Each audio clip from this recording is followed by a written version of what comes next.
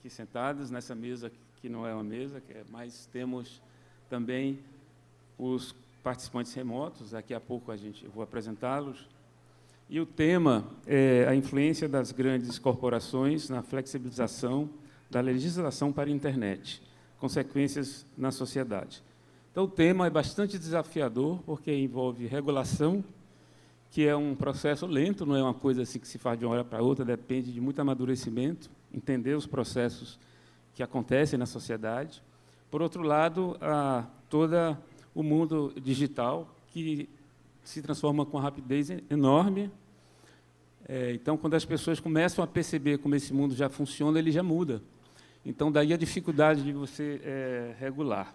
Mas a gente sente essa necessidade, porque, muitas vezes, existem efeitos colaterais que não são desejados. Por exemplo, a gente vê a desinformação, a gente vê o problema da manipulação, né, da opinião, a gente vê a exploração desse ativo, né, que são os dados, para fins não declarados, para vigilância. São questões colocadas da nossa sociedade que a gente tem que enfrentar. Então, o que se quer discutir aqui, e a proposta do painel, existe uma tentativa, quer dizer, existem dois extremos nesse processo. Um é de uma autorregulação, quer dizer, você exercer baseado nos princípios da ética e você se autorregular como empresa. E o outro extremo seria a regulação total, detalhada. E eu acredito que nada nesses dois extremos vai funcionar. Então, tem que ter alguma coisa que concilie uma certa liberdade, mas também com o controle social do que acontece, né, dos benefícios que traz essas tecnologias para a sociedade. Então, é um tema desafiador para discutir, não é fácil. Então, agradecemos muito aos nossos painelistas. Eu queria começar convidando a nossa convidada, que está conectada a partir dos Estados Unidos, para fazer a primeira intervenção, Patrícia Toledo, de Campos Melo. Ela é repórter da Folha de São Paulo e pesquisadora associada à Universidade de Colômbia, nos Estados Unidos, onde pesquisa sobre desinformação eleitoral. Foi vencedora de vários prêmios. Você tem uma mini-biografia dela aí na página, aliás, de todos que estão aqui no painel. Então, eu gostaria, com muito prazer, de convidar a Patrícia para fazer a sua intervenção.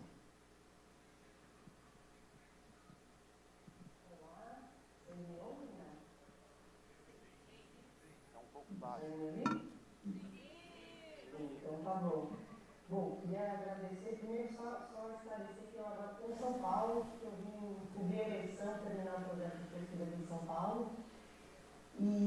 E eu queria agradecer, é uma honra enorme estar aqui, enorme responsabilidade, estar assim, em volta de especialistas e pessoas tão importantes para a democracia, né? A gente está vendo como a tecnologia está sendo instrumentalizada, né, na tentativa aí de subverter democracias. Então, vocês são mais importantes do que nunca. E já peço desculpas que eu não tenho PowerPoint, eu não sou uma acadêmica, eu sou uma jornalista, então acho que talvez o que eu possa agregar é falar um pouco como é que está o fronte da gente que está vendo na vida real impactos dessa tecnologia e, mais ainda, a resistência das grandes plataformas de internet à regulação. Você estava falando aí no início sobre qual seria a opção, né? Uma autorregulação completa ou uma regulação muito estrita, e o que a gente viu é que as duas coisas não funcionam, né?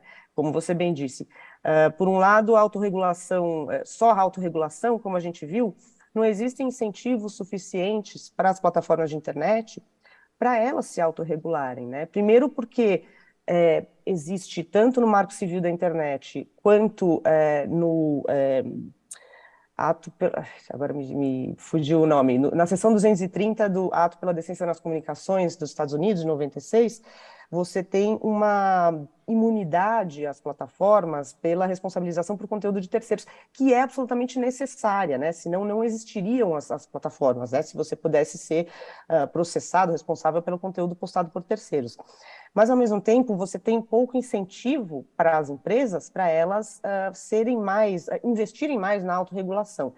Então, o que a gente tem visto é as empresas, vamos dizer, estou falando das grandes plataformas aí, a Meta, Google, dizendo que sim, estão tentando combater o que são as consequências negativas desse novo ambiente informacional, que tem muitas consequências positivas, a gente nunca pode esquecer disso, mas quando elas dizem o que elas estão fazendo para combater desinformação, combater discurso de ódio, combater discurso contra a integridade cívica, né, que é o que a gente viu nos Estados Unidos em 2020, toda aquela campanha contra o resultado das eleições, para dizer que as eleições tinham sido fraudadas, e a gente vê uma coisa parecida acontecendo no Brasil, as empresas, elas estão, eu imagino que elas mostram coisas que estão fazendo mudanças de políticas, mas nunca vai ser o suficiente porque você não tem um incentivo para fazer isso.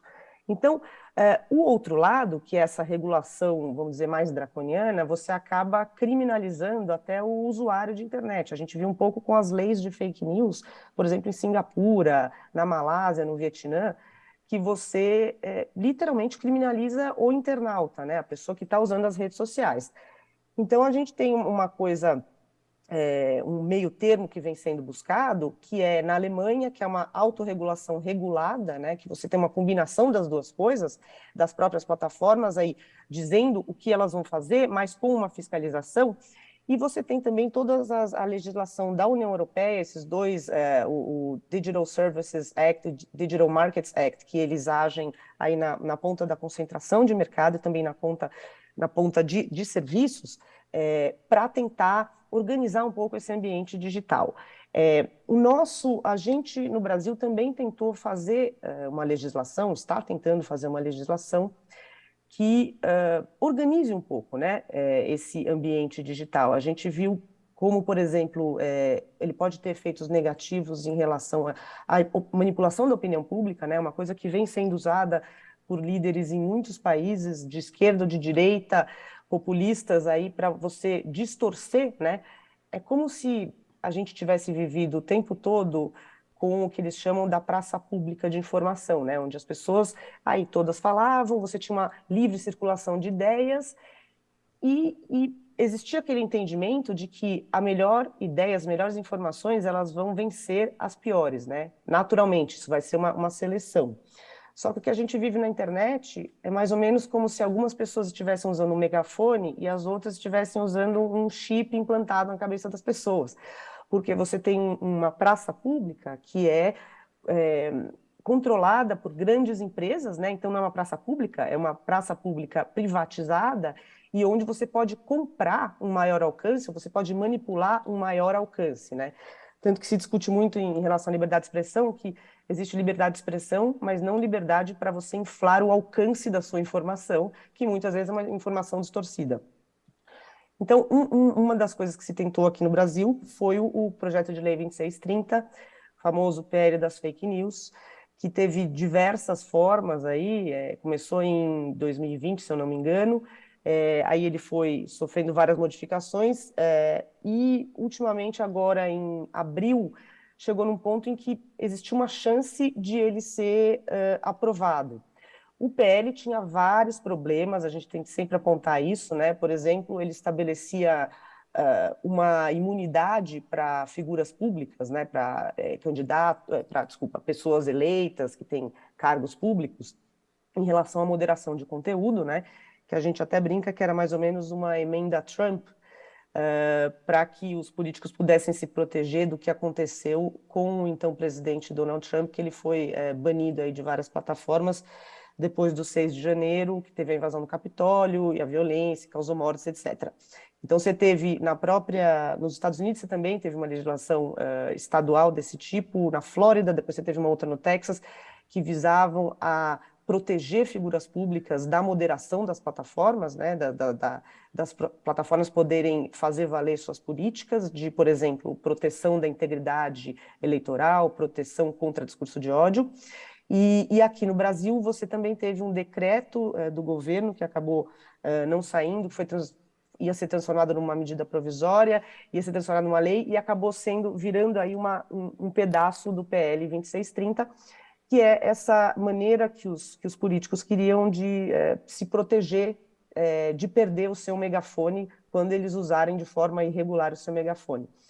E agora só fazendo uma digressão breve, que também é uma preocupação legítima, porque se a gente pensar que o então presidente Trump tinha no Twitter 80 milhões de seguidores e uma empresa sozinha consegue simplesmente desligar o megafone, o contato de uma figura pública com 80 milhões de pessoas, é, por um lado, é uma liberdade da empresa privada, dela fazer valer suas regras, mas, por outro lado, a gente quer que essas empresas tenham esse tamanho de poder, né? E aí que você entra, por exemplo, no outro tipo de regulação, que no Brasil a gente não participa muito disso, porque a gente está na periferia, mas que é a regulação sobre concentração de mercado e oligopólios, que é uma discussão muito importante na legislação dos Estados Unidos e na legislação na União Europeia. Mas voltando para a nossa legislação, que a gente acaba não entrando em concentração de mercado, você teve essa tentativa, como eu estava dizendo, o PL 2630 tinha vários problemas, ele foi sendo melhorado, né? Eu lembro que a primeira versão dele, por exemplo, tentava definir o que é desinformação, que é a coisa mais arriscada e mais perigosa do mundo, né? Porque basicamente você vai instituir aí um conceito do que é verdade e o que não é, né? Ou alguém que vai, alguma entidade, o Ministério da Verdade, assim para dizer. Isso foi tudo sendo melhorado com o tempo, né? Alguns problemas persistiram, por exemplo, esse aí que surgiu, essa emenda Trump, que acabou entrando, você tinha alguns outros problemas de você equiparar para certas finalidades as empresas de internet a empresas de mídia, depois isso foi corrigido, mas o fato é que, assim, estavam ali arredondando uma legislação que cuidava disso, cuidava de accountability, né, para essas empresas, para elas dizerem assim, olha, como a gente faz com denúncias de usuários, o que a gente resolve, qual é a taxa, para elas terem uma transparência nas suas políticas, né, de moderação, inclusive uma coisa muito necessária agora que a gente vive uma eleição, para elas, por exemplo, fazer uma coisa que já está na regulamentação, numa resolução do TSE, que é banir os tais dos disparos em massa por WhatsApp, que é basicamente você usar robôs, né, você distorcer, você violar os termos de uso do WhatsApp para, de forma artificial, aumentar o alcance das suas mensagens. Para finalidade política, isso está banido por uma resolução do TSE, mas isso entrava na legislação também. Tinha uma série de coisas que são importantes, porque o que a gente tem hoje é que a gente está no meio de uma eleição em que a internet é um dos principais meios de comunicação e de informação do eleitor, né? E tem muito pouca regra, né? Tudo que está sendo feito para evitar desinformação, evitar ataques à integridade eleitoral pela internet, ao mesmo tempo em que é esse equilíbrio delicado de fazer isso sem violar a liberdade de expressão, tudo que está sendo feito simplesmente parte da iniciativa das plataformas. Elas fazem o que elas querem, o que elas acham necessário, porque você não existe nenhuma legislação, né? O que acontece hoje é que a gente tem decisões do judiciário aqui e ali, do STF, do STJ, determinando essas coisas, que também não é o ideal. Você não quer o judiciário sendo a última instância ali, aleatoriamente, dependendo do caso, a decidir. Então, tudo isso, a gente pensando que a gente entrou numa eleição muito conturbada, de ânimos muito acirrados, sem uma legislação para cuidar, né, do ambiente digital, para o uso do ambiente digital e para evitar essa manipulação do debate público sem violar a liberdade de expressão, é muito ruim. E como a gente chegou nesse ponto de ter sido, assim, a gente chegou muito perto de ter alguma legislação, né, ainda que tivesse problemas que poderiam ser aperfeiçoados, mas houve um lobby muito coordenado e agressivo das plataformas de internet para derrubar essa regulação. E eu cheguei a escrever sobre isso quando eu estava lá nos Estados Unidos, né? O esforço que foi feito, o esforço de marketing, o esforço de pressão. A gente tinha, por exemplo, empresas como o Google, que usavam a página principal de busca do Google e botavam embaixo do quadrado ali de busca, diziam assim, a lei 26, o PL 2630 vai levar o Google a financiar desinformação. Se a gente considerar que mais de 95% das pessoas usam o Google como mecanismo de busca, e você usar essa dominância de mercado para passar uma mensagem que é um ponto de vista do Google, e não só isso, como mandaram e-mails para usuários, para, por exemplo, pequenos pessoas que têm negócios online, dizendo que se a lei fosse aprovada, eles não iam conseguir fazer anúncios online. Também ali, foi uma estratégia muito agressiva para derrubar a legislação, né? A gente não viu uma tentativa de, olha, isso aqui pode ter, esse pedaço da lei pode ter efeitos não desejados, então vamos aprimorar. No final das contas, era uma coisa muito de precisamos brecar a regulação. E junto com isso, teve ali. Ultimamente, a gente tem vivido as redes sociais em conflito constante com o governo, porque as redes sociais estão exercendo seus termos de uso para moderar e rotular ou remover conteúdo que ou seja desinformação em relação ao Covid ou em relação ao eleitoral, e com isso está em constante choque com o governo. Mas nesse caso da legislação, houve um alinhamento de interesses, porque o governo também, no final das contas, não tinha interesse em que isso tivesse uma regulação, principalmente porque isso poderia estabelecer uma coisa mais clara em relação à desinformação. Então, acho que a gente está vendo isso, por enquanto, assim, a União Europeia é a que está mais avançada, né, entre os grandes países, em termos de regulação.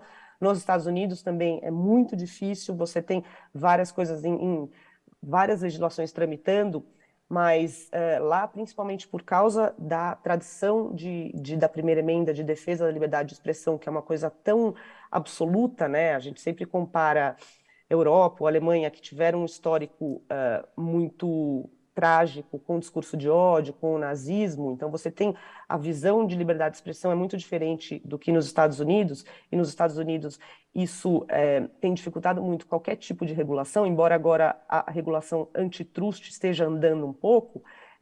No Brasil, que a gente não está entre esses grandes, a gente não entra na discussão de concentração de mercado, mas a gente queria ter algum tipo de regulação, né? Porque a gente sabe que, inclusive, em relação à moderação de conteúdo, você teve vários whistleblowers aí do Facebook, do Google. Essas empresas, elas prestam menos atenção em países onde a língua não é inglesa, né? Você tem muito menos moderadores, você tem muito menos investimento. Então, a gente fica meio que no pior dos mundos, porque a gente tem menos investimento em segurança para que as redes sociais sejam usadas para a finalidade que foram propostas, que é para o bem, né? E não sejam manipuladas. E, ao mesmo tempo, a gente não tem a regulação, porque a gente teve esse lobby muito agressivo que alinhou os interesses do governo com as grandes plataformas, ainda que esse alinhamento seja muito temporário. Então, na verdade, eu queria falar um pouco disso. Como eu estou vendo, depois a gente pode falar mais sobre isso. Com a eleição, obviamente, depois que caiu a urgência, existia uma proposta de tramitação urgente para o PL 2630, que acabou derrubada, e com isso praticamente se enterrou a possibilidade de aprovar essa legislação antes da eleição, porque agora ninguém vai tocar nesse assunto muito aí sensível, inclusive porque tem reflexos eleitorais, então tem toda a regra da anualidade, de você não poder fazer mudanças na legislação, embora hoje em dia a gente tenha subvertido tudo isso, mas tudo bem.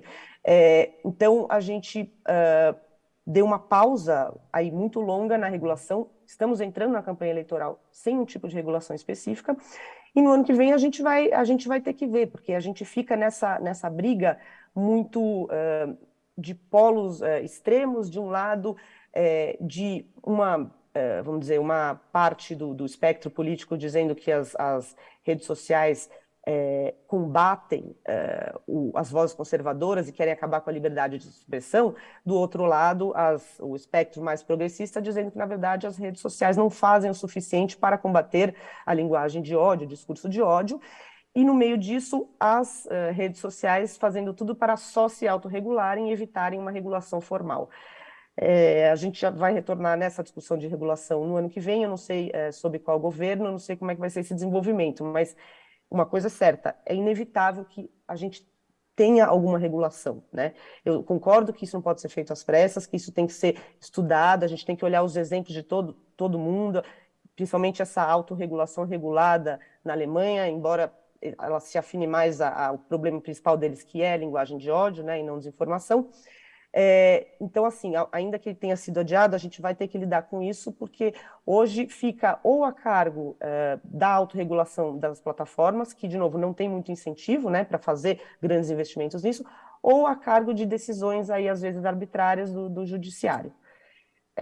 Bom, era isso. Não sei se eu falei muito ou pouco, mas espero que... Quero ouvir vocês, quero aprender com vocês. Obrigado.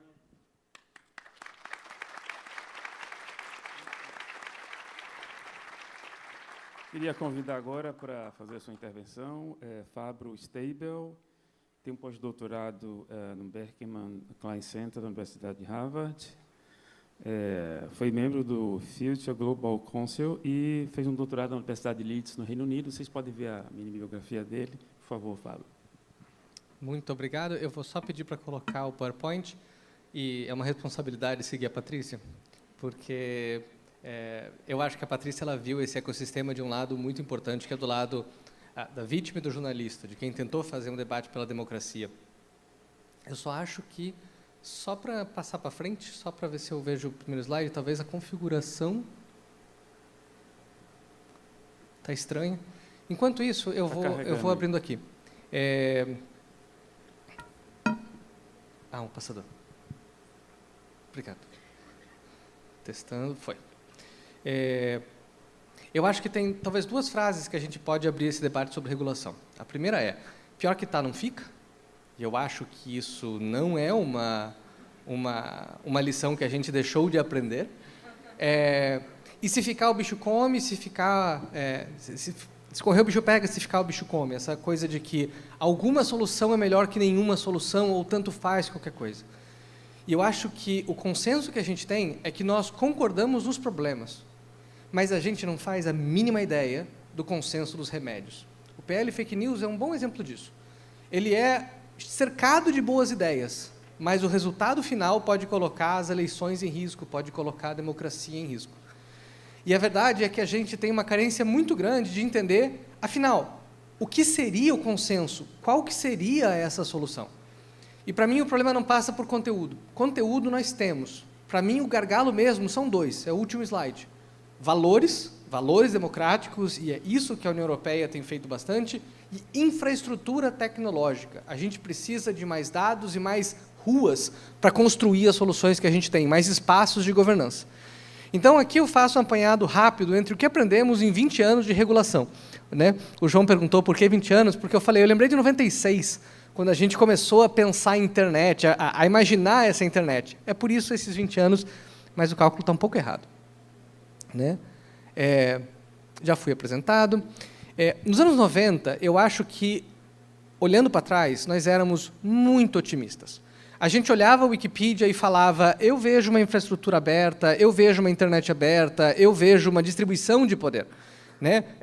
Copyleft, Creative Commons, nós vimos código aberto, a gente viu essa possibilidade e a gente meio que enxergou o mundo por aí.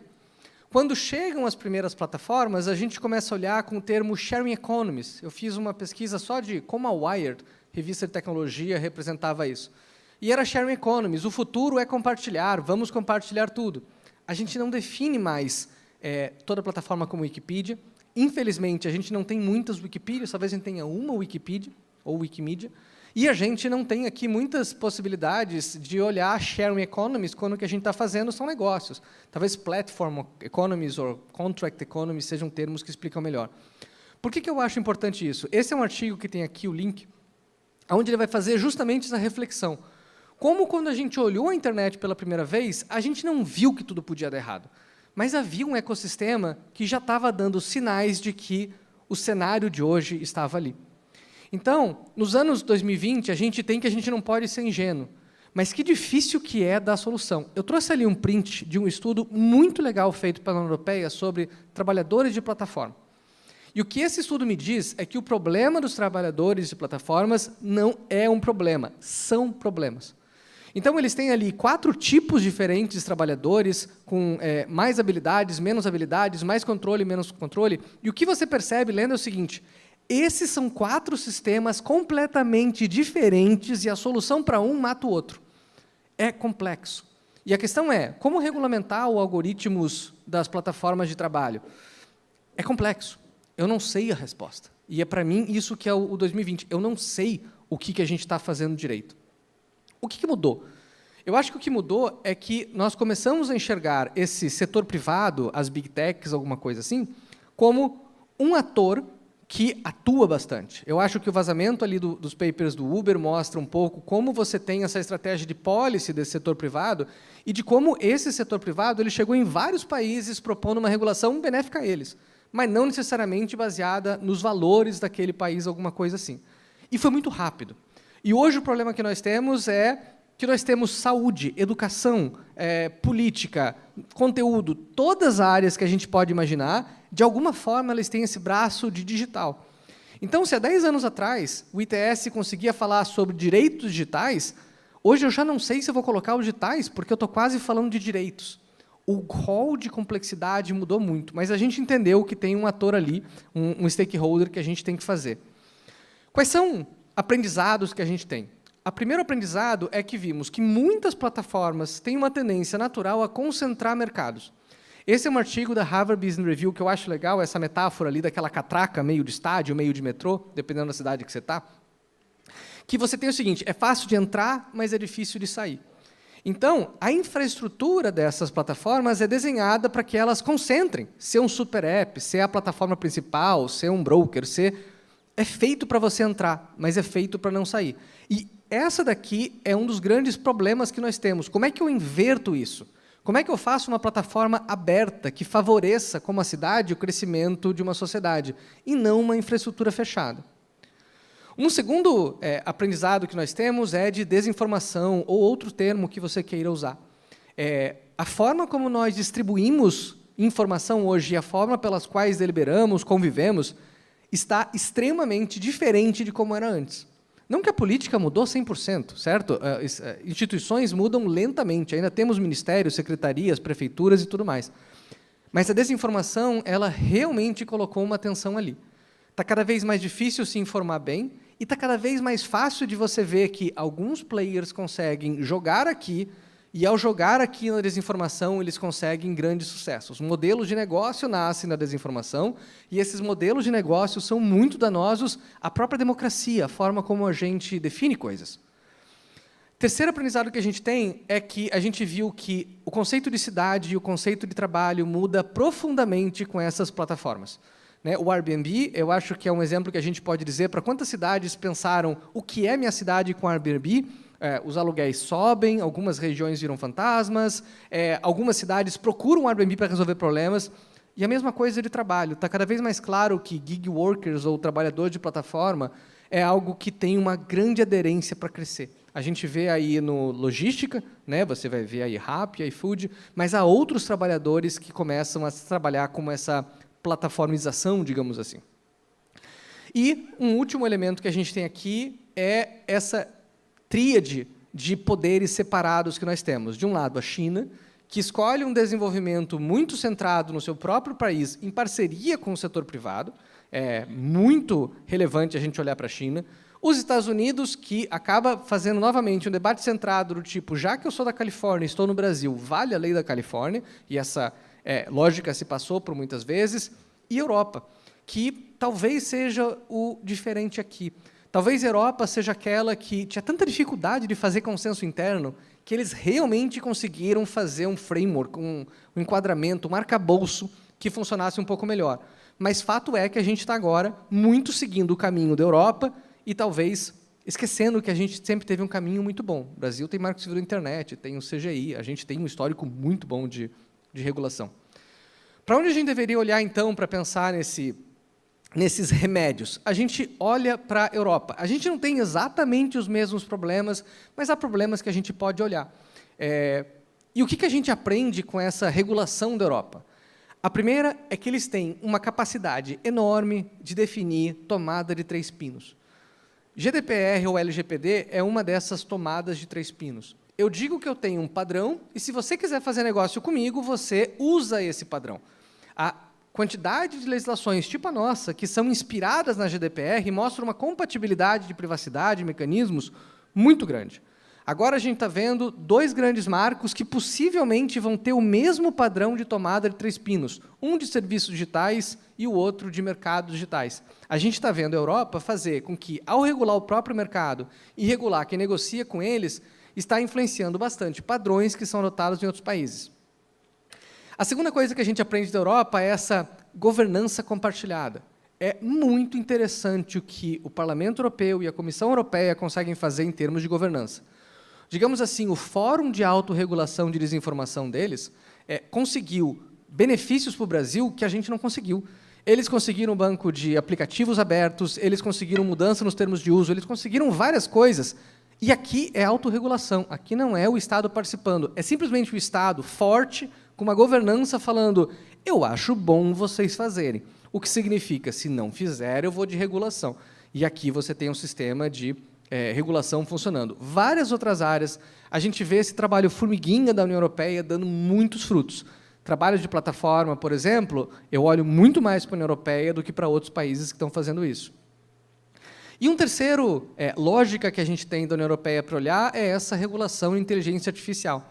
A forma que eles definiram de regular a inteligência artificial traz vários gatilhos que funcionam para a gente pensar a regulação aqui. Eles definem 4 níveis de inteligência artificial, aquela que é tão ruim que a gente tem que banir, reconhecimento facial para a segurança pública. Aquela que é tão necessária que a gente tem que incentivar aquelas atividades de menor risco e outras intermediárias. Além de tomar uma decisão de definir inteligência artificial, não de uma forma holística, como a gente estava seguindo aqui no Congresso, mas de uma forma taxativa, ilustrante. Então, você falava, lei anexo 1, e ali no anexo 1 você tem os tipos de inteligência artificial específicos que estão sendo feitos e a possibilidade de você mudar o anexo e você mudar a regulação. Porque a lógica aqui é que talvez a gente consiga criar um consenso e uma forma de compreender essa tecnologia e criar caixinhas para isso acontecer. Penúltimo slide, e o Brasil? Onde é que a gente está nesse debate, né? Acho importante falar do PL de GovTech, o projeto de lei, agora a Lei de Governo Digital, que é uma grande transformação na forma como o Estado encara o ambiente digital. Assinaturas eletrônicas, dados abertos e outros serviços são a partir dessa ideia de que o governo ele tem que ter um braço digital e que isso daqui é uma política pública. Muito há sobre aprender sobre isso daqui. Mas, por exemplo, um dos debates hoje do PL GovTech se chama PL de API de dados abertos. Está para ser votado na Câmara. Ali a gente vai decidir se a gente quer que tenha dados sendo vendidos pelo governo, e só eles podem vender e vender da forma que for, ou se a gente vai ter um investimento em infraestrutura e dados abertos em si. Se a ideia é de que o que a gente quer é melhores dados abertos, mais APIs e coisas assim. O PL Fake News talvez seja o pior exemplo que a gente pode usar para pensar em regulação. Haviam tantos pontos de tensão num Brasil tão tensionado, com Covid, com tudo, um parlamento fechado, que é muito doído falar da experiência do PL Fake News. Mas o PL Fake News ele trouxe muito mais discussões do que consenso. Eu acho que, para cada pessoa que você perguntar, tem um ponto que ele gosta mais e um ponto que ele gosta menos. Não há uma visão consensual. A forma como eu defino o PL Fake News é o PL zumbi. Todo mundo que tinha alguma coisa enterrada veio e falou, você não quer registrar CPF? Agora, para você ter telefone, tem que ter identificação do CPF. Vamos obrigar a internet. Você fala, mas, gente, isso é anos 90, por que voltou agora? PL zumbi. Crimes cibernéticos é algo que a gente continua vendo. Eu acho que o Marco Civil ele trouxe uma grande solução para isso, que é, antes de pensar no Marco Penal, vamos pensar no Marco Civil. Antes de pensar em crimes, vamos pensar em direitos. O Marco Civil da internet é incrível, mas a gente continua vendo essa ideia de crimes cibernéticos e ali você vai ver a sociedade civil bastante sensível para mostrar, olha, há várias garantias que estão em risco. E talvez uma pauta que ninguém fala e que é estruturante é identidade digital. A forma como nós temos soberania sobre nossa identidade, como usamos dados, a pauta de inclusão é essencial de você pensar em identidade digital. Então, quais são, digamos assim, as duas grandes soluções? Se pior que está não fica, não é uma lógica para ser feito. Se a gente concorda nos problemas, mas discorda nos remédios, no que fazer, quais seriam as soluções? E talvez hajam duas. A primeira é o caminho da União Europeia. A União Europeia ela vai sempre olhar nos valores antes das soluções. Então, os valores da União Europeia, que são 4, sempre vão estar na frente do que a gente está fazendo. E esse é o norte. É difícil de fazer, porque ele é bastante principiológico. Mas a hora que eu falo de valor democrático, a gente tem que pensar, esse PL Fake News é democrático? Por que que ele é democrático? Por que que registrar CPF com nome é democrático? Da onde vem esse valor? E o segundo, talvez seja uma linguagem que vocês falam e que talvez o Congresso fale menos, que é pensar em infraestrutura. Então, esse é um texto da Knight Foundation, né, da First Knight, onde ele vai falar que o que a gente realmente precisa são de protocolos, não de plataformas. Em vez da gente pensar de jardim murados ou de soluções fechadas, o que a gente precisa é de protocolos tecnológicos que permitem as coisas compartilharem. Um exemplo que ele dá é o de e-mail. O fato de a gente ter criado um protocolo aberto de e-mail permite muitos avanços e desafios e possibilidades. Talvez a gente tenha problema de e-mails, crimes cibernéticos e spam é um problema deles. Mas olha o quanto nós ganhamos enquanto sociedade por causa disso. Então, agradeço muito a participação e a oportunidade e ficamos para perguntas. Obrigado. Temos ainda mais duas apresentações. Agora temos uma apresentação do professor Virgílio Almeida, que é professor emérito do Departamento de Ciência e Computação da Universidade Federal de Minas Gerais. É também membro da Academia Brasileira de Ciências e professor associado da Berkman Klein Center em Harvard. Então, vamos esperar o Virgílio se conectar. Um aspecto, eu acho que é importante também ser tocado é a exploração, o uso do comportamento digital como mecanismo de comércio. Porque isso não foi abordado ainda, se vocês puderem também tratar desse assunto, é muito importante. Então, passando para Virgílio, por favor. Deixa eu colocar aqui os slides.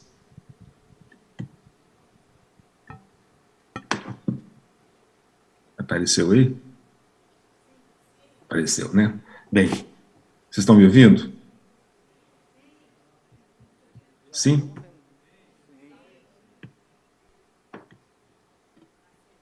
Estão me ouvindo aí? Estamos ouvindo. Obrigado, Virgílio. Tá ótimo. Obrigado. Bem, boa tarde a todas e todos aí. Eu aproveito para cumprimentar, né, a Patrícia, o Fábio e o João Falcão e o Macedo, né, que está como coordenador da sessão. É um prazer estar com vocês aí, né? É ótimo que as duas primeiras intervenções, né, da Patrícia e do Fábio, já colocaram vários pontos que facilitam a minha conversa, né? Tem dois pontos que eu gostaria de mencionar antes de começar.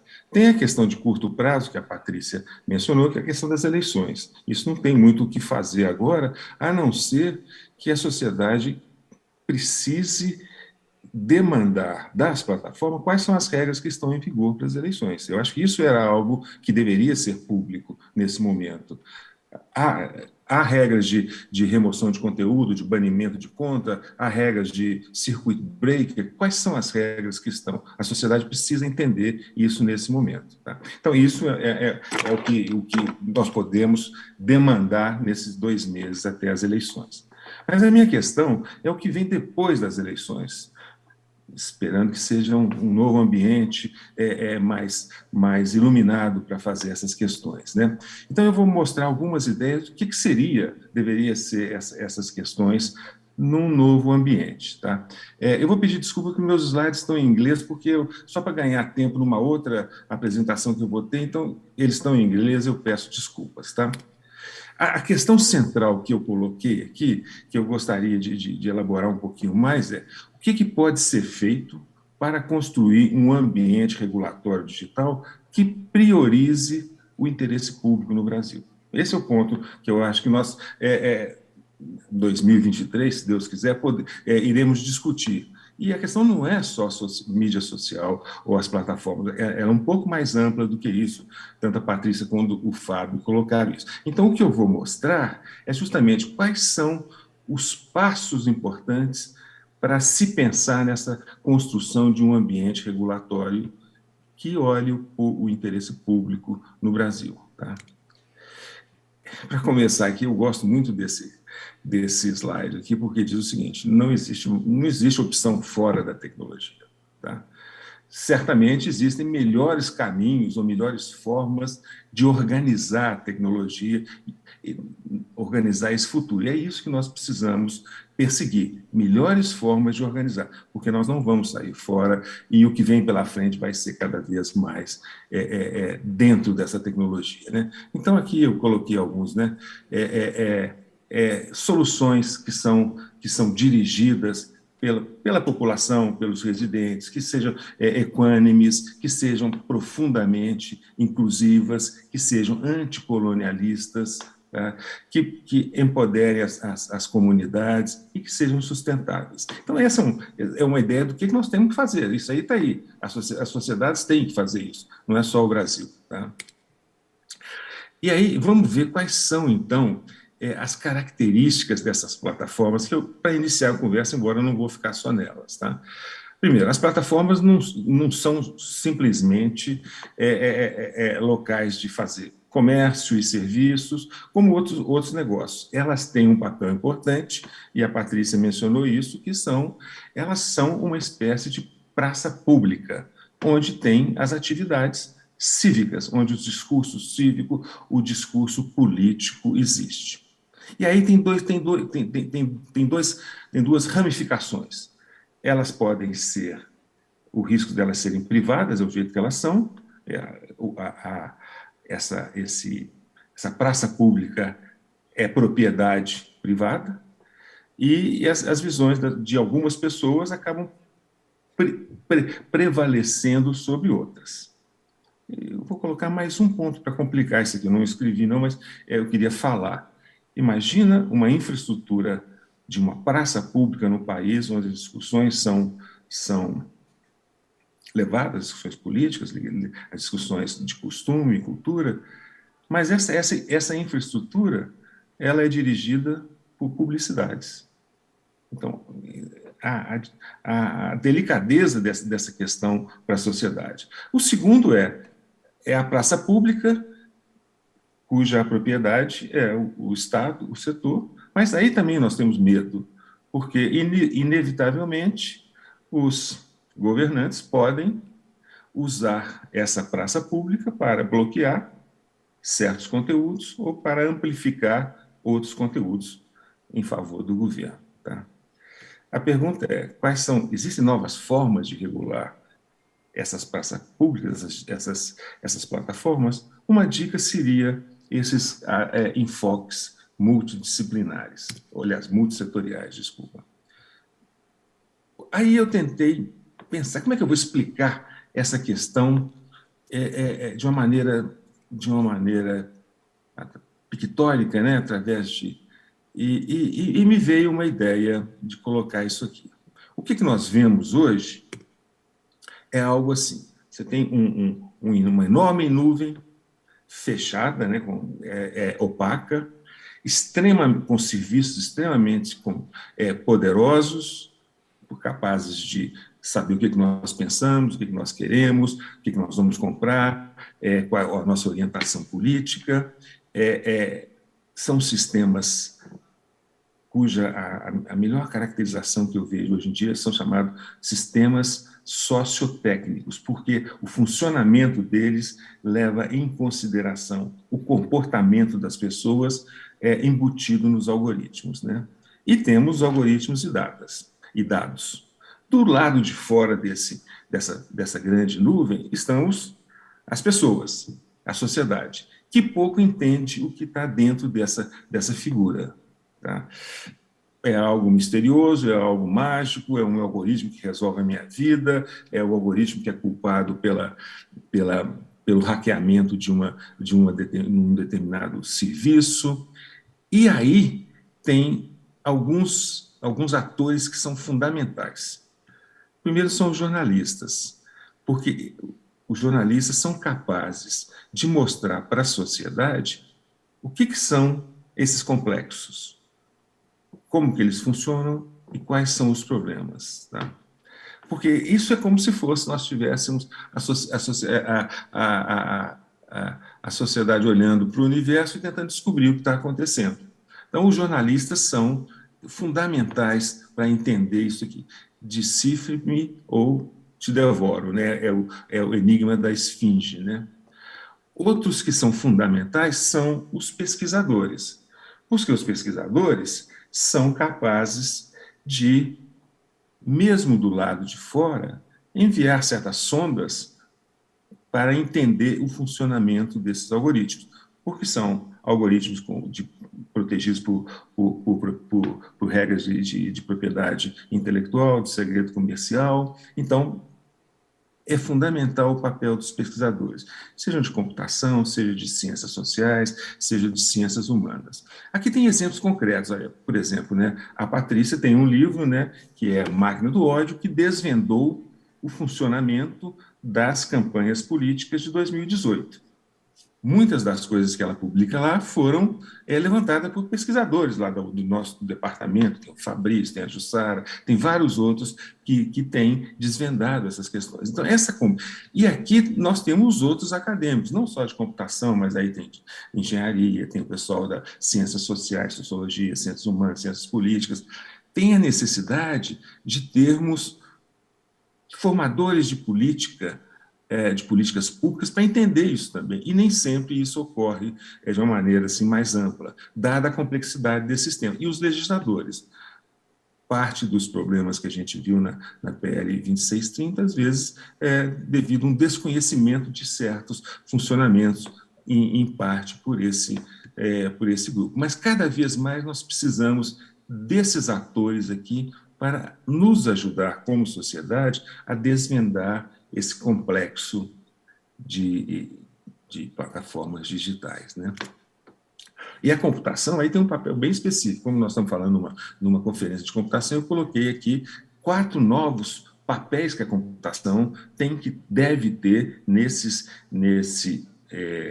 sociedades que são dirigidas, são manipuladas pelas plataformas digitais. A computação como detetoras de questões sociais, porque as plataformas são opacas. Eu não sei o que está acontecendo ali dentro, mas eu posso detectar que, por exemplo, há uma discriminação de gênero em certo tipo de anúncio, quem recebe, porque tudo é individualizado, tudo é personalizado. Então, eu preciso de ter dados que me levem a essa compreensão. A computação como diagnóstico do que está acontecendo, a computação como capaz de refutar certas afirmações de plataformas ou de governos sobre como as coisas funcionam. E a computação como capaz de formalizar. Esses são papéis que a computação no Brasil precisa ter. A gente já vê sinais disso e precisa ter cada vez mais. E aí nós chegamos, então, na questão prática.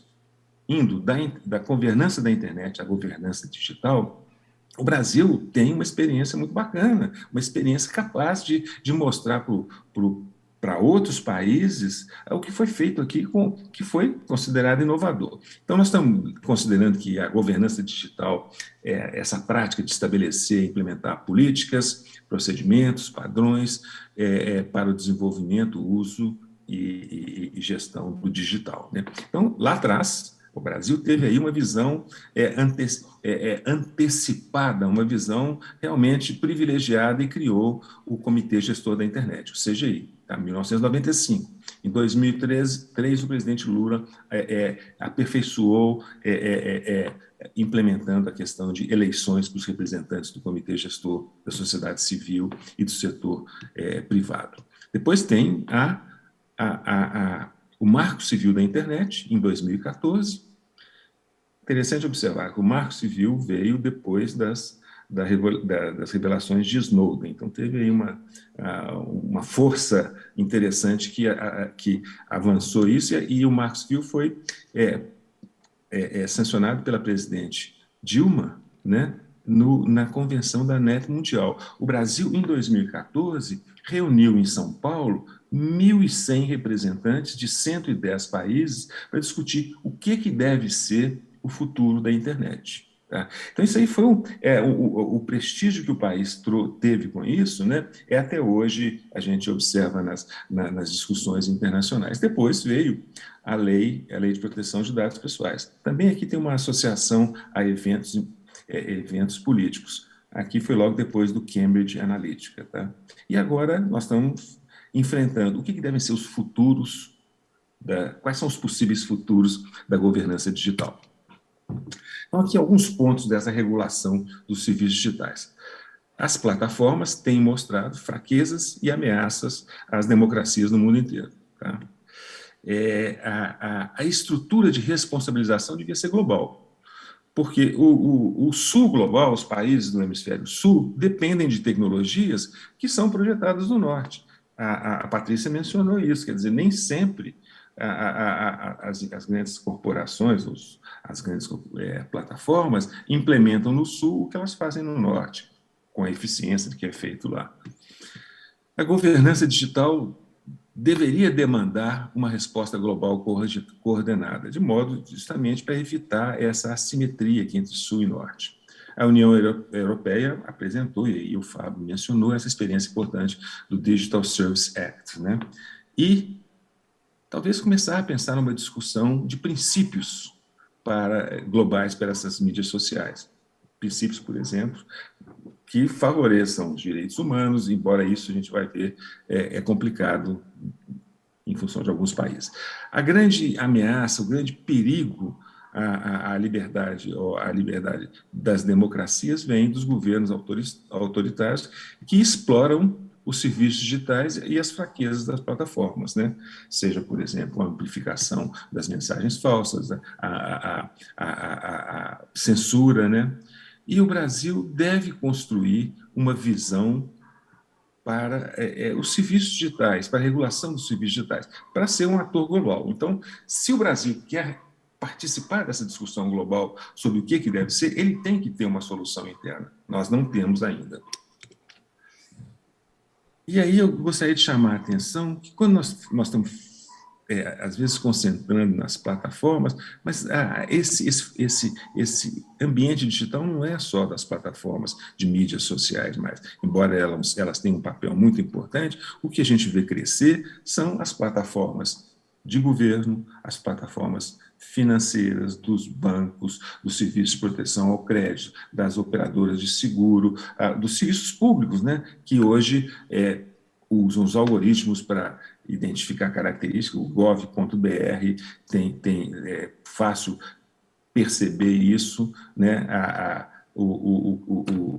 implantação do serviço do auxílio emergencial também tem essas características. Então, cada vez mais, essas plataformas que coletam dados o tempo todo, que tomam decisões automáticas através de algoritmos, vão ser a plataforma do dia a dia do brasileiro.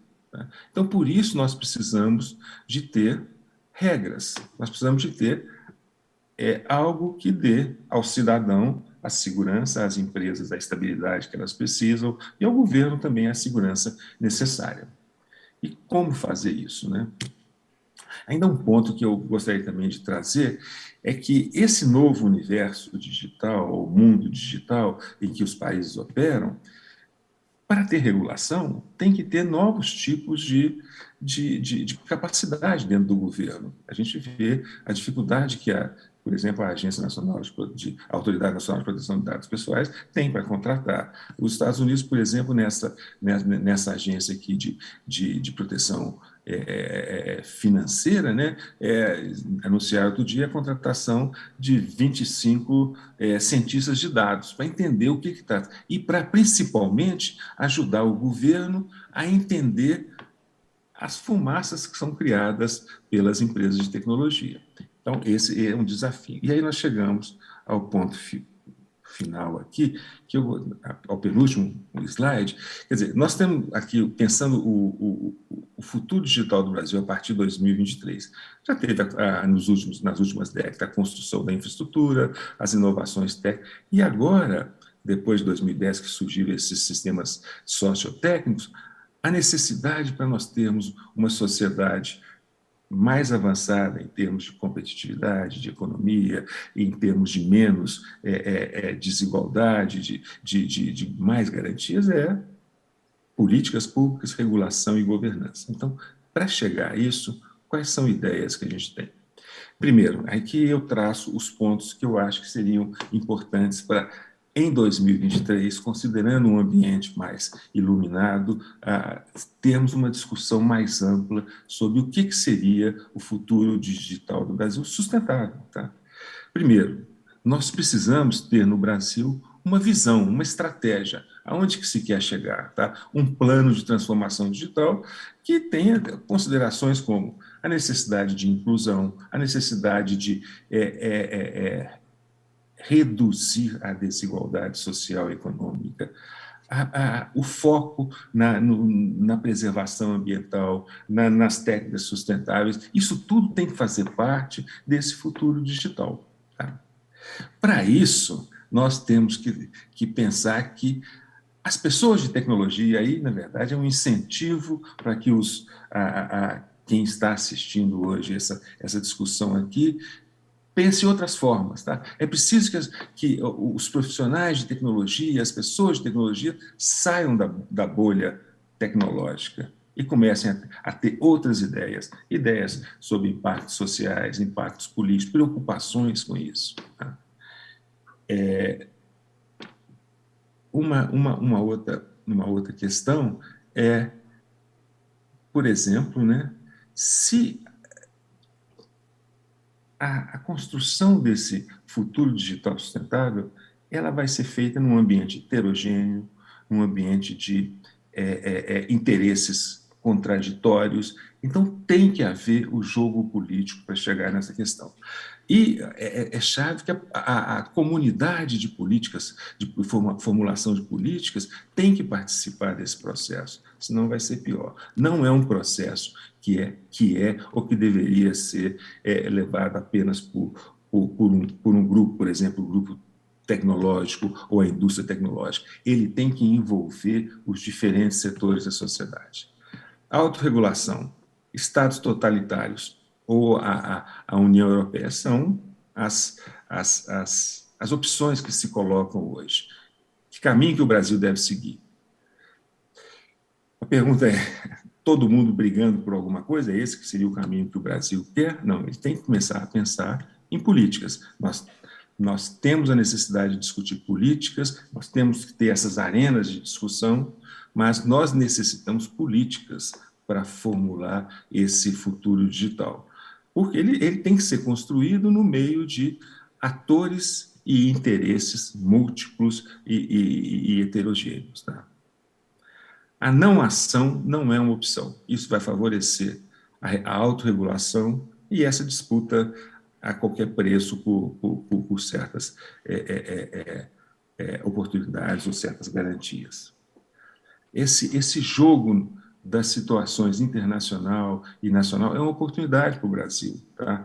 Se ele tiver uma visão, tá? Ou se ele colocar a cabeça para fora. Isso vinha de uma maneira muito forte até 2015, 2016. Houve depois um retrocesso nessa formulação das políticas digitais que o país, que eram avançadas, que eram à frente de outros países. Por exemplo, né, o Marco Civil era admirado pelos países, pela região da União Europeia, e hoje inverteu-se completamente. Né? Talvez um caminho que o Brasil tenha, e aí, com base no Comitê Gestor da Internet, na lei do Marco Civil, na construção da lei do Marco Civil, é esse enfoque multissetorial para a governança, que envolve sociedade civil, que envolve governos, que envolve empresas, que envolve academia, cada um discutindo seus interesses e aí disso aí sai, através desses processos políticos de obter algum consenso, sairão novas legislações. Tá? Então, era isso que eu tinha para colocar, sabe?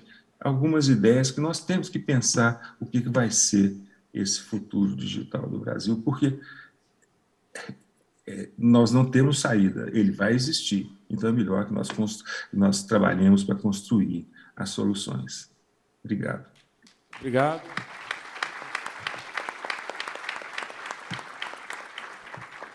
Vão aí refletindo sobre as perguntas que vamos ter após a apresentação de João Falcão.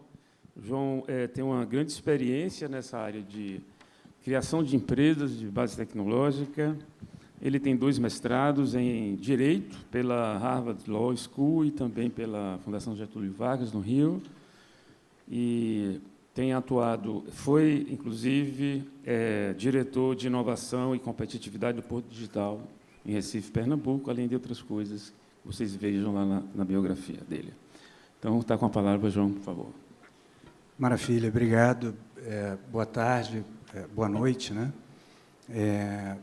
Eu dei a sorte aí de ser o último aqui do painel, porque acho que foi brilhante a apresentação da Patrícia, do Fábio, do Virgílio, na identificação do contexto, né? Virgílio terminou a fala dele falando sobre a gente precisa construir conhecimento, a gente precisa construir alternativas, e é sobre isso que eu vou falar hoje. Mas antes eu queria tratar uma questão preliminar.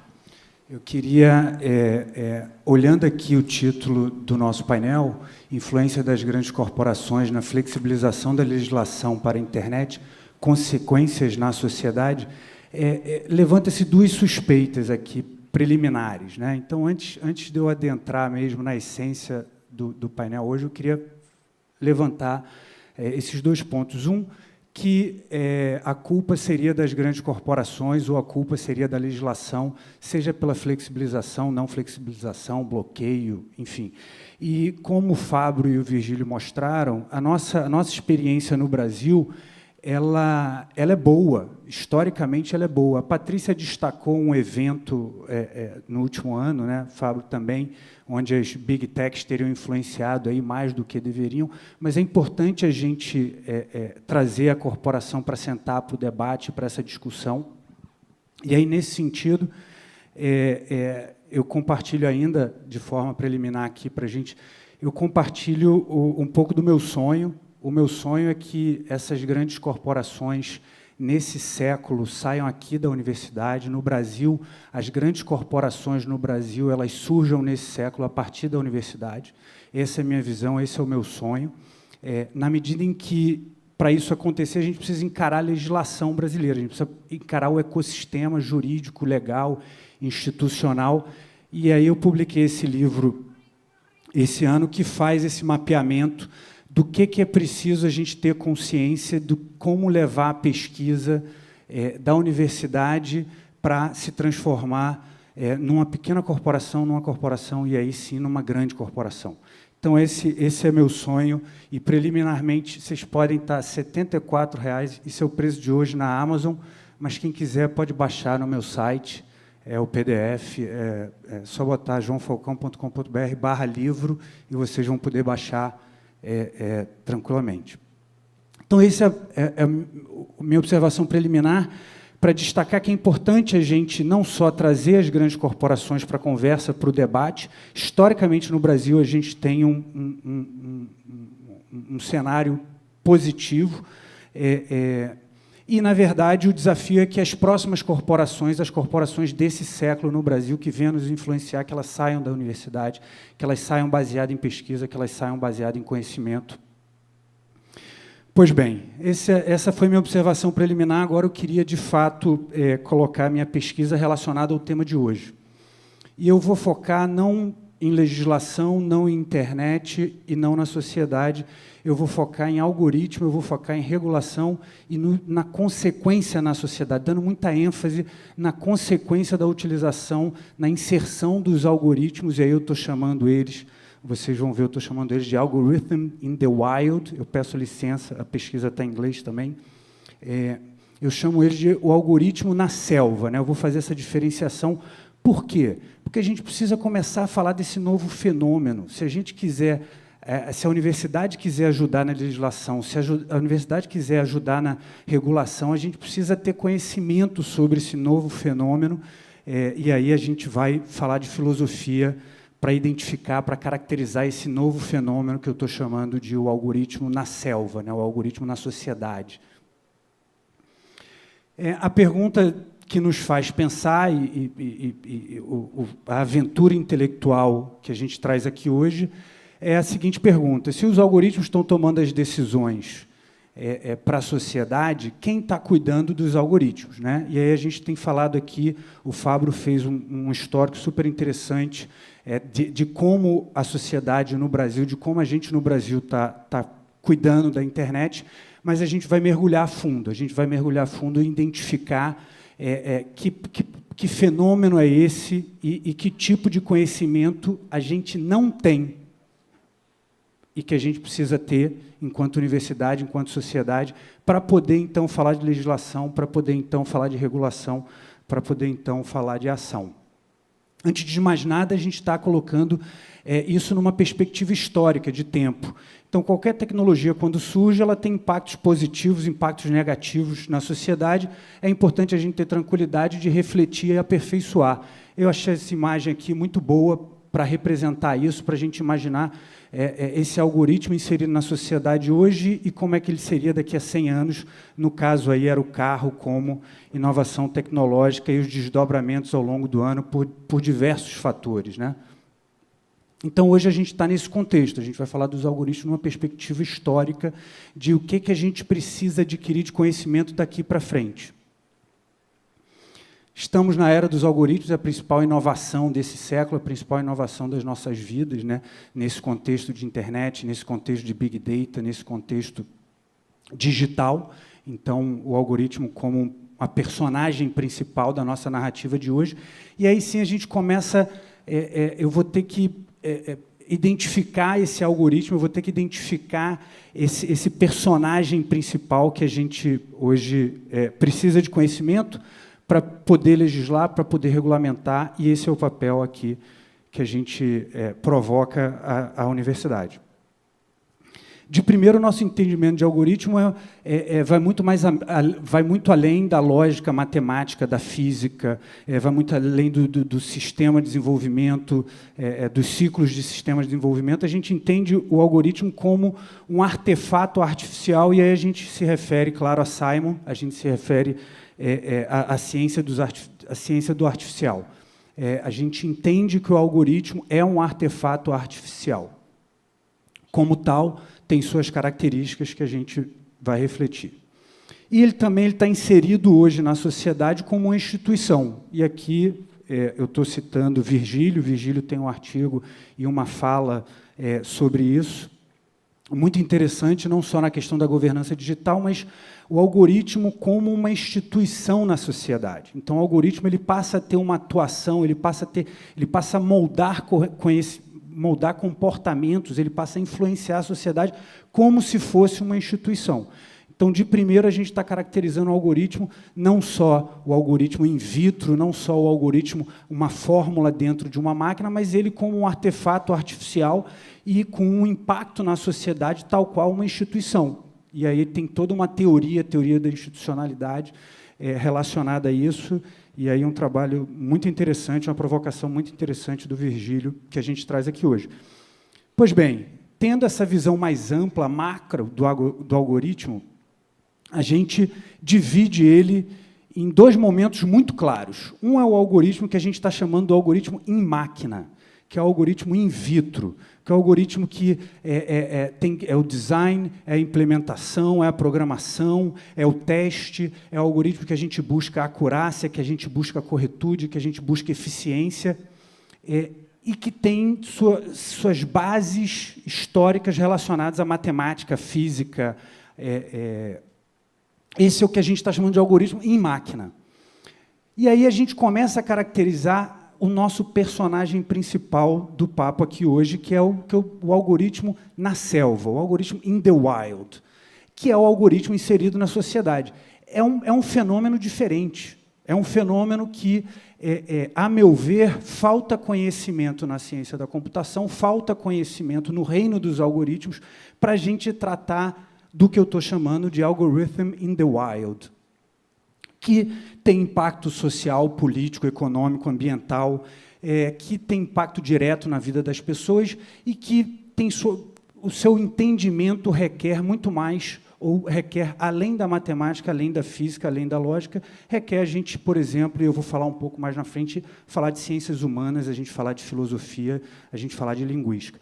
Então, toda vez que eu me referir aos algoritmos daqui para frente, tenho em mente que esse é o algoritmo que eu estou me referindo, o algoritmo na selva, o algoritmo na sociedade, que ele vai além do algoritmo que a gente conhece hoje, e a gente não tem, eu vou caracterizar um pouco melhor, a gente não tem o conhecimento necessário para avaliar, para legislar, para regulamentar, para julgar, se você for o juiz, esse algoritmo na sociedade, e esse é o papel da universidade. A gente precisa gerar esse conhecimento, a gente precisa se aprofundar nesse conhecimento.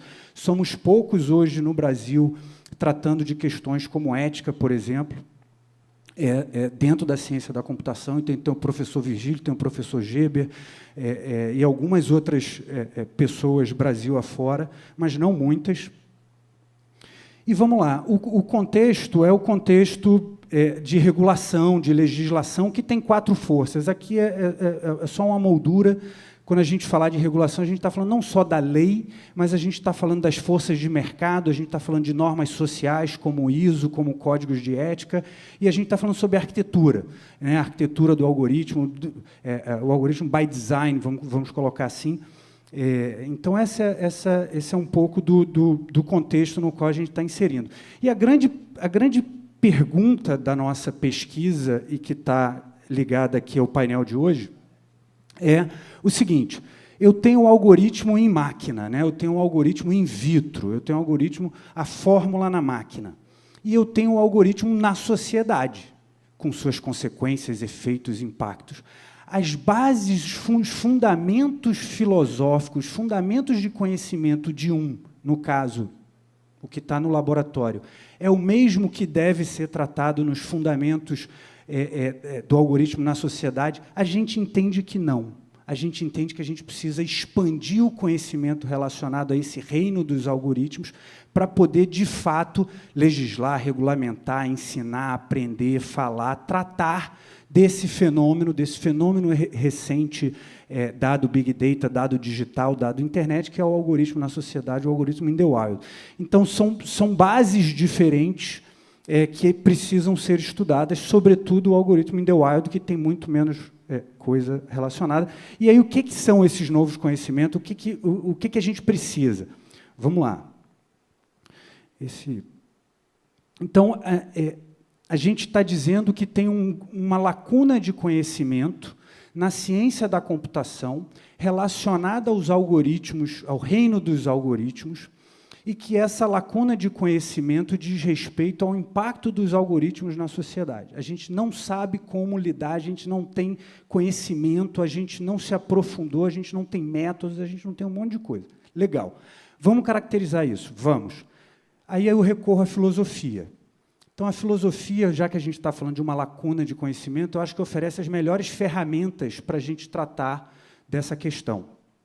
E aí eu uso a filosofia sob 3 aspectos, 3 dimensões filosóficas: a ética, a ontologia e a epistemologia. A caracterização dessa lacuna de conhecimento relacionada aos algoritmos na sociedade, do ponto de vista ético, está bem encaminhada. Não está resolvida, longe disso, mas o conhecimento necessário para se endereçar a questão já existe. Tem Floride, tem Jobim, tem alguns outros estudos do professor Neyland, tem as bases éticas para lidar com esse novo fenômeno que é o algoritmo na sociedade, estão postas. Temos um bom começo. E aí eu não vou me aprofundar nessa questão hoje. Eu vou me aprofundar mais na questão ontológica e na questão epistemológica, sobretudo. Então, ali, o mind the gap pequenininho é em relação à questão ética. A lacuna está menor, ela ainda existe, ela precisa ser transformada, trazida para a prática.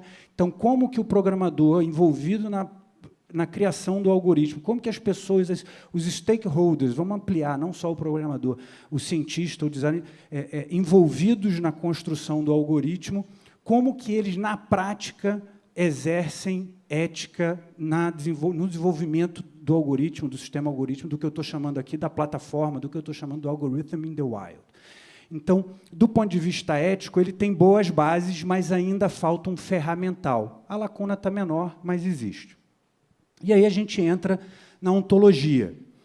Do ponto de vista ontológico, a gente pode ter vários recortes, né? Então, a ontologia como uma percepção de como é o mundo, né?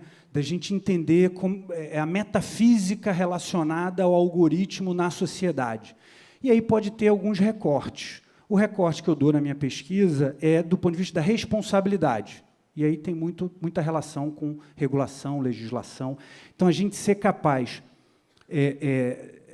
de falar sobre uma cadeia de responsabilidade daqueles envolvidos na construção de algoritmos de plataforma inseridos na sociedade. E esse é o recorte. A gente vai uma investigação metafísica do algoritmo hoje inserido na sociedade. Qual é a cadeia de responsabilidade envolvida na plataforma, no algoritmo, enfim, nesse fenômeno, nesse agente que a gente está chamando de algorithm in the wild. E o nosso recorte ontológico é esse.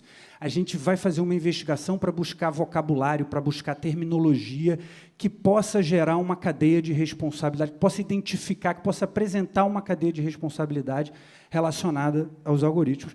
E aí o trabalho do professor Virgílio é fundamental, de governança digital, de algoritmo institutionalismo. É como se o trabalho do professor Virgílio fosse um olhar macro sobre essa questão, e a gente quer olhar o micro, a gente quer entrar na cadeia de responsabilidade envolvida em quem está construindo um algoritmo e está sendo um algoritmo que está indo para a sociedade, que está tomando decisões na sociedade. A gente precisa ter muito claro esses termos, esse vocabulário, e identificar essa cadeia de responsabilidade para legislar, para regulamentar e para sentar na mesa e discutir o que é o melhor para o Brasil.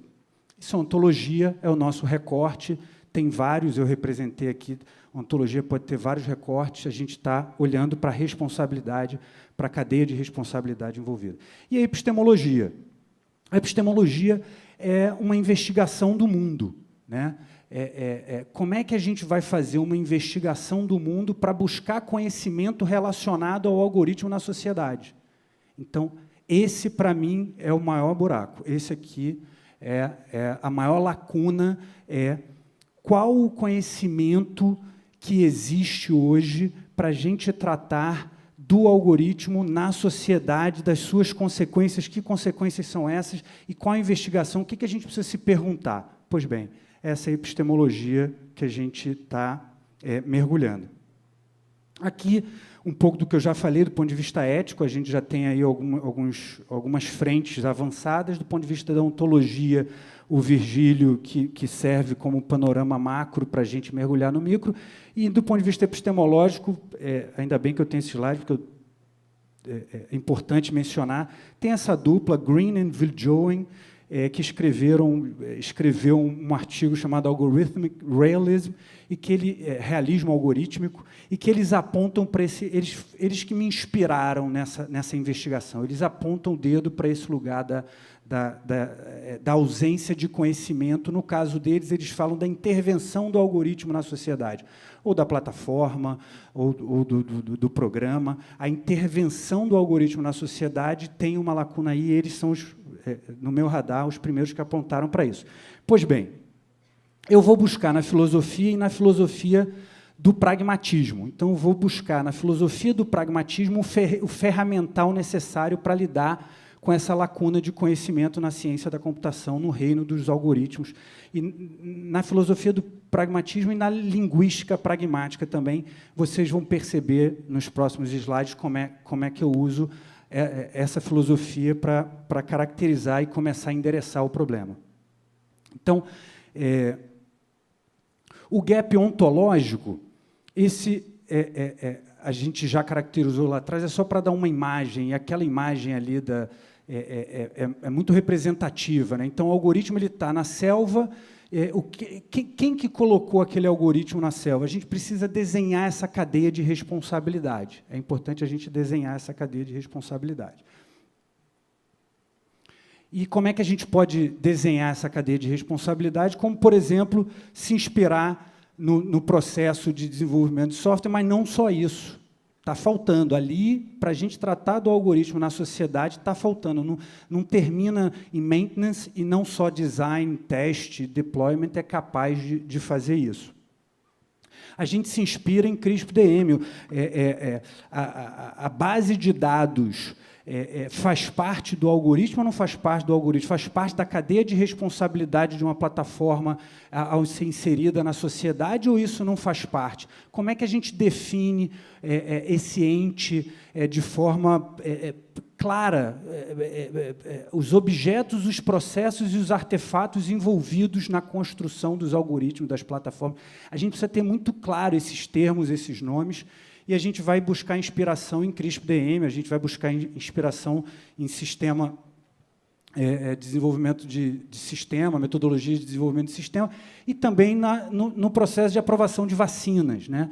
Então, você tem drogas e vacinas e remédios, você tem um processo de aprovação disso com muito clareza de todos os envolvidos. Será que a gente tem isso relacionado às plataformas? Será que a gente tem isso relacionado aos algoritmos? Eu acho que não, e a gente vai buscar aí caracterizar isso com mais carinho. João, então, esse é o ponto de vista... Desculpa. A gente tem algumas intervenções feitas aí na plateia, então a gente... 6 horas, né, nosso limite aqui do auditório, né? 19 horas. Então, a gente tem... Só para poder dar um ajuste aqui. Então, a gente ainda tem algum tempo... tem meia hora no máximo, né? 20 minutos, na verdade. Estou encerrando. Então, obrigado. Vamos lá. E aqui tem um ponto de vista epistemológico, né? Que, como é que se caracteriza isso? Eu vou buscar ali, nesse movimento do algoritmo no laboratório e ele inserido na sociedade, no meu ponto de vista, falta pragmática, falta construto, falta ciências humanas e falta metodologia. Ora, aqui, os níveis de abstração, se a gente for buscar ali na linguística pragmática, o pragmatismo ele é a camada que permite esse contato com a sociedade. O olhar, a interpretação do conhecimento do ponto de vista pragmático, ele só faz sentido inserido no contexto, inserido na sociedade, e a filosofia oferece aí uma série, a filosofia pragmática, uma série de ferramentas para a gente lidar com isso. Aqui um exemplo concreto, né, para a gente conseguir tangibilizar os algoritmos de redes sociais, né, a polarização que os algoritmos ditos com acurácia, com corretude, com eficiência, os algoritmos eles juntaram pessoas que pensam e que se comportam da mesma forma, criando polarização, criando fake news, criando radicalização. Mas, do ponto de vista do algoritmo, ele está accurate, ele está correto, ele está eficiente. Mas será que a gente não precisa se perguntar sobre propósito? Qual o propósito do algoritmo, além só da corretude, da acurácia e da eficiência? E aí a filosofia pode ajudar a gente a criar novos construtos para falar. Será que a gente pode dizer que um algoritmo inserido na sociedade que faz tantas barbaridades, ele está accurate só pela análise no laboratório? Ele está correto e eficiente só pelos testes em máquina? Quais são os construtos, quais são os conceitos que a gente precisa para falar dele, do propósito, por exemplo, eu estou provocando, e aí para a legislação. Por fim, a questão a gente buscar nas ciências periféricas, no caso, as ciências humanas, a gente se distanciar do fenômeno das plataformas, dos algoritmos, dos impactos positivos e negativos que eles estão acontecendo, a gente se distanciar do fenômeno e buscar conhecimento nas ciências vizinhas, conhecimentos periféricos relacionados a isso. E aí, uma grande provocação, o Compass, que é um algoritmo que, fazendo barbaridade nos tribunais americanos, que tem 2 perguntinhas lá, que são perguntas de questionário sociológico, que criaram um preconceito muito grande contra a comunidade afro-americana, no sentido de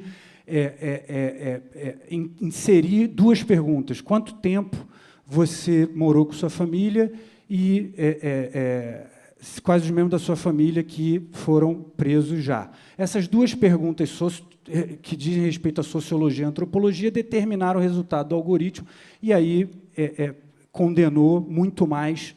É um algoritmo que calcula a pena e reincidência e prejudicou uma comunidade específica, e a questão, segundo um estudo independente, foi sociológica. Foi as bases sociológicas utilizadas dentro do algoritmo. Como é que a gente fala sobre isso? Será que a ciência da computação tem o ferramental, os construtos e o conhecimento necessário para isso? E assim a questão da metodologia. Colocar um avião para voar é muito mais... existe método em todos os momentos. Colocar um algoritmo na sociedade não tem todos esses métodos envolvidos. Quais são esses métodos? A gente precisa desses métodos. Vamos lá. E aqui é meu último slide, para a tranquilidade aqui do Macedo. É meu último slide. A provocação, né? Nos falta conhecimento. Qual é o papel da universidade? Acho que o papel da universidade é gerar conhecimento relacionado a esse fenômeno que a gente quer tratar, seja a plataforma, seja a internet, seja o algoritmo inserido na sociedade. E aí, seja para o juiz julgar, seja para a legislação ser feita, seja para... A gente está formando alunos com pensamento ambiental, social e de governo, como deveria, a gente está inserindo ética nessa construção do conhecimento, como deveria. Eu acho que a gente ainda tem um trabalho muito grande a fazer, a universidade tem um papel muito importante nessa construção desse conhecimento para suprir essa lacuna que a gente, de fato, não está conseguindo identificar, pegar, tratar como deve para definir as legislações. Esse é o meu ponto de vista, gratíssimo pelo convite, gente, boa noite. Obrigado, João. Foram 4 apresentações muito boas e complementares. Plateia, perguntas? Por favor.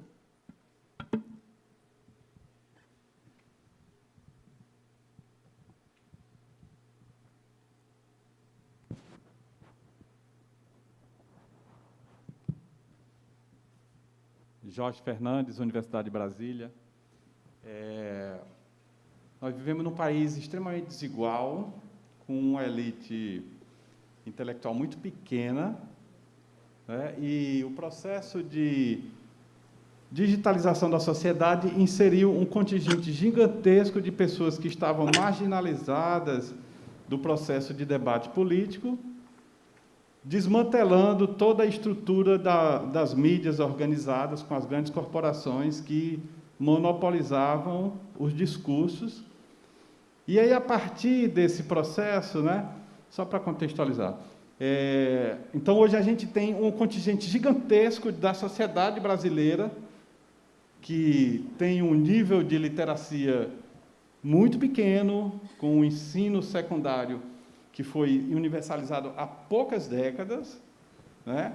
Então, esses algoritmos in the wild, eles vivem hoje eles vivem e ganham força dentro de uma sociedade extremamente iletrada, com um sentimento muito profundo de vontade de desmontar o sistema, né? E nós somos a elite desse sistema, elite intelectual, né?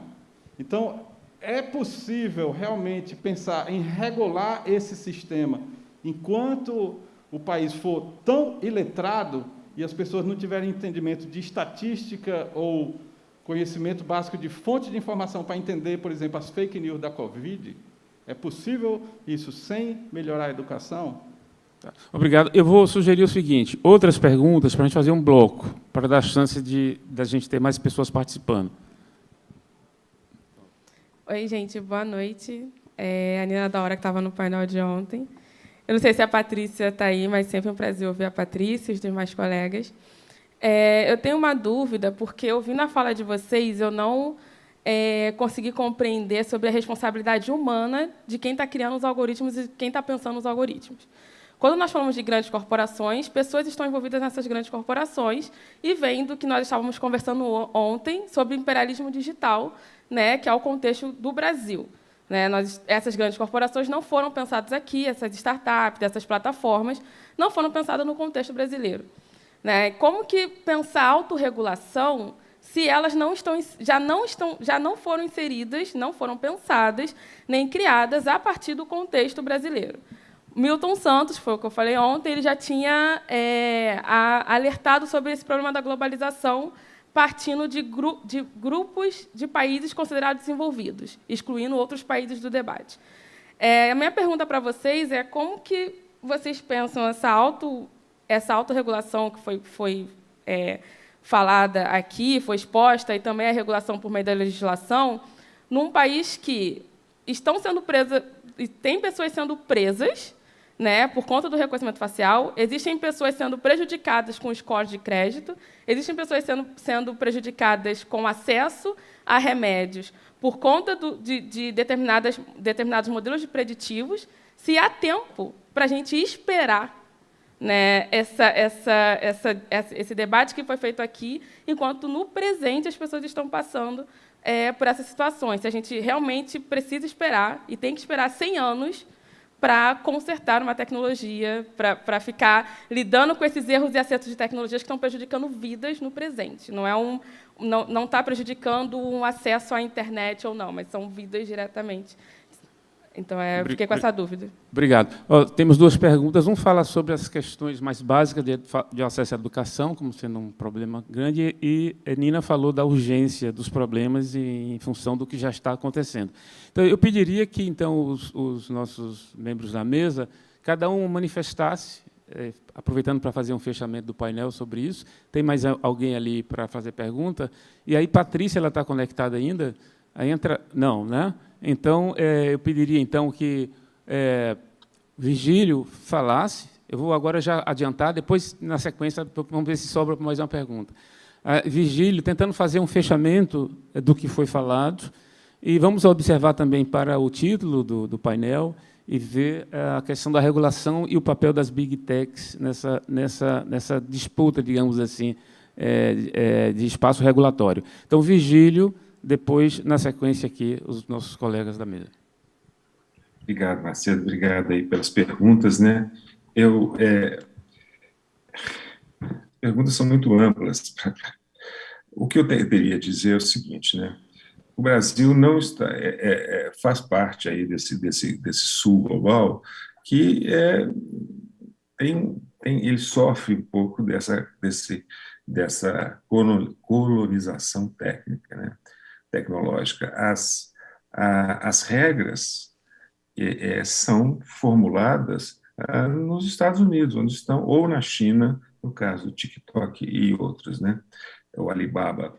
Então, as regras não são formuladas aqui. O Brasil precisa começar a formular essas regras. É difícil, né? E a Nina falando, vamos esperar tantos anos. É difícil, não tem nenhum outro país exceto a China, que propôs uma regulação dos algoritmos, mas isso ainda não foi nem implementado e nem em outros países implementado. É uma questão urgente, é assim, tá? Mas essa discussão, ela tem que envolver todos. Não adianta, ela não vai ser feita sem as Big Techs, ela não vai ser feita sem a sociedade civil, ela tem que fazer parte de uma discussão mais ampla. Há uma urgência, as eleições passadas mostram a urgência disso, quando os resultados deixaram a população atônita com a quantidade de notícias falsas, de imagens falsas, inclusive detectadas por pesquisadores de computação no Brasil, né? Eu acho que o Brasil, para participar desse jogo internacional e propor suas ideias, ele tem que formular essas ideias internamente, elas não estão formuladas ainda. O debate mais recente foi o da PL 2630, que acabou parado no Congresso, né?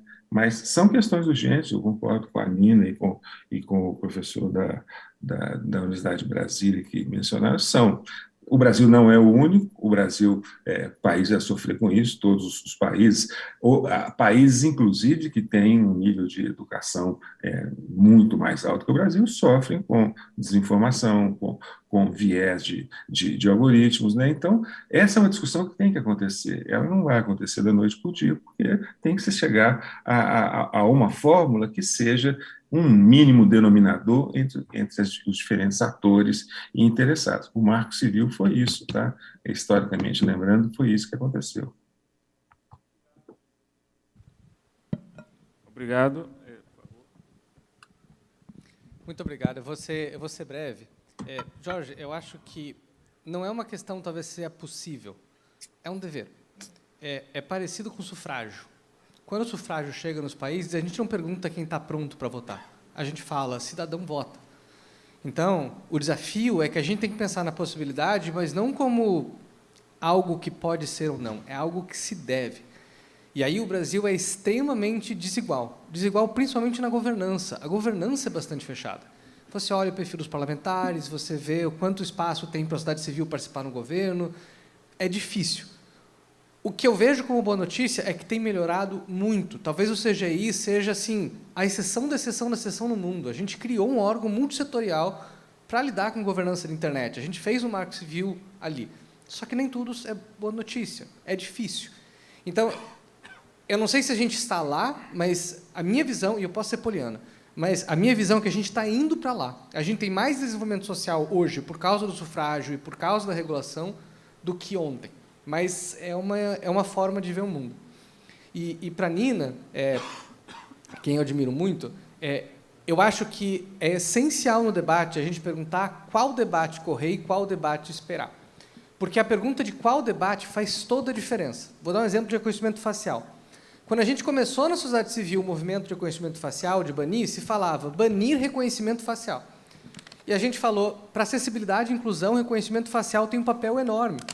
Há um problema claro em segurança pública, mas há uma inclusão clara em outro setor.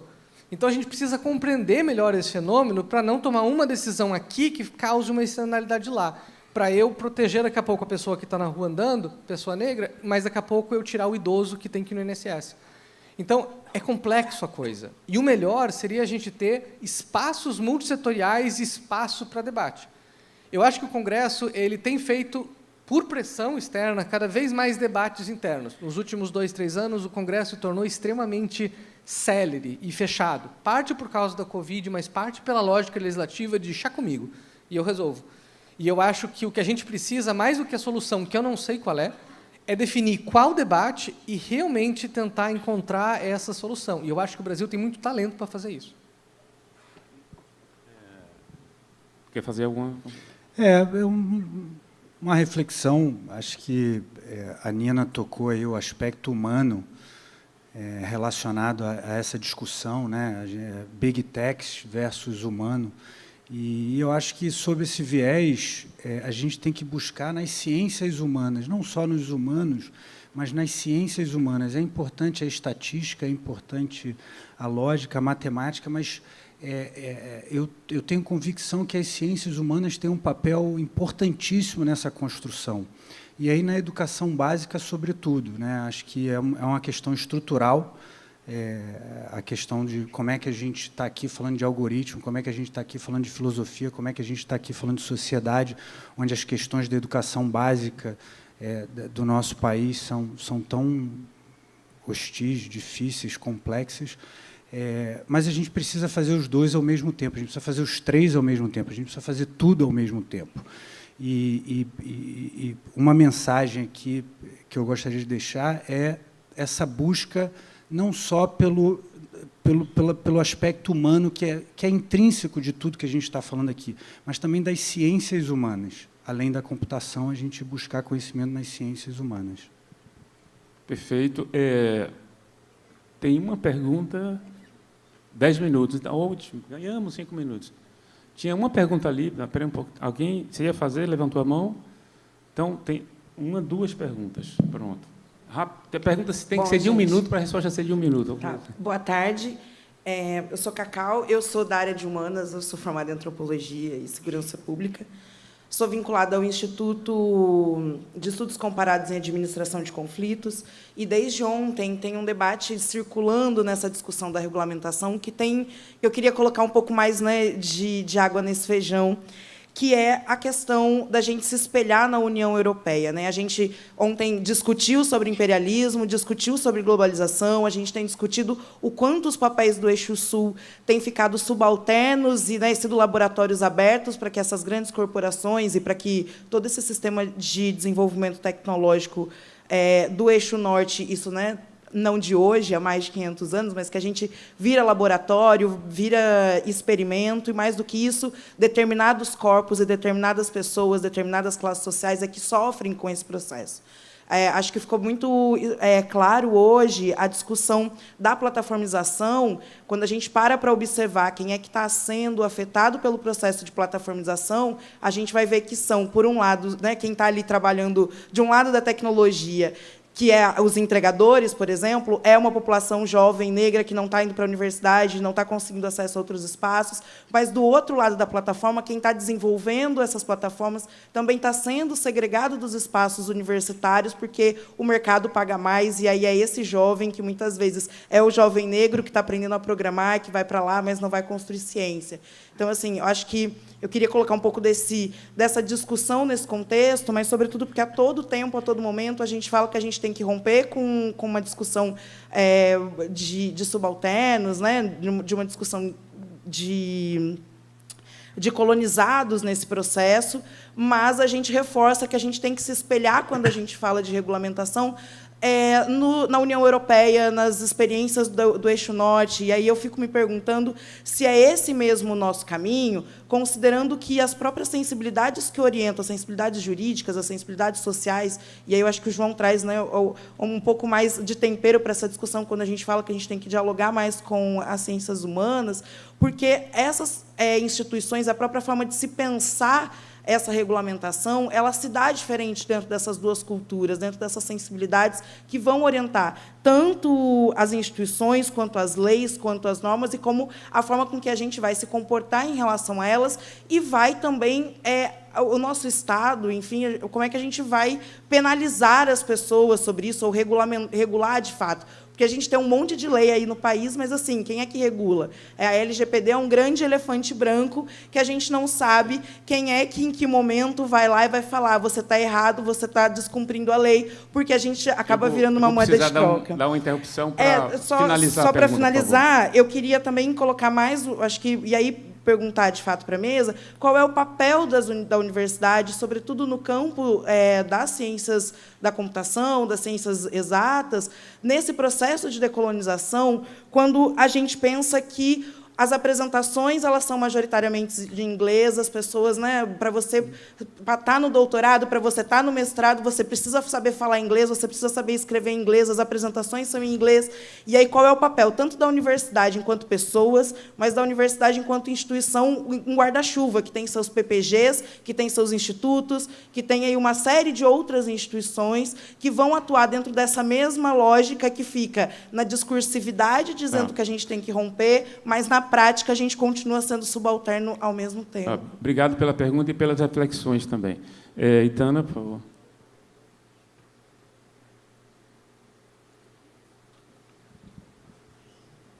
Eu nem quero fazer uma pergunta, e vou ser bem rápida. A minha preocupação é a representatividade, porque a gente pode fazer leis, mas, quando a gente olha o Congresso hoje, ele é branco, ele é masculino, né? Então, eu acho que não só as ciências sociais vai responder, João, são os movimentos sociais que não estão sendo ouvidos e nem representados no Congresso hoje. Obrigado, Itana. Vigílio, se quiser fazer um comentário rápido sobre as duas colocações.